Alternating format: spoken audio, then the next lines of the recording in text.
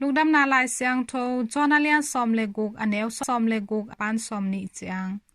Tawlkhat khit ciangin no te in kidong mukhanon kiding hi tua khit asot lo in no te in kidong mukiding hi achi hi nungzuite pawlkhat in Tawlkhat khit ciangin nong mukiding hi tua khit asot lo in nong mukiding hi paha hiam chi le pa kiangah ka pai ding hi achi bang achi nopna hi ding ahih hiam chi in khat le khat akidong hi tua hi man in Amaute in Tawlkhat khit ciangin achi na in bang ahih hiam ama chi nopna i thei zo ke hi akichi hi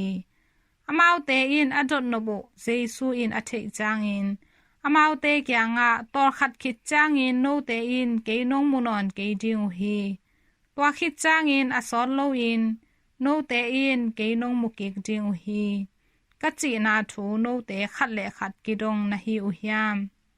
ken aman takpi kong genina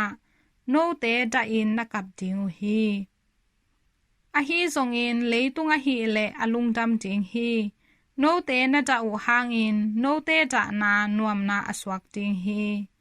in to pa lungdamna Lai Siangtho ahih hi Kristu to pa na tunga phatnam ta he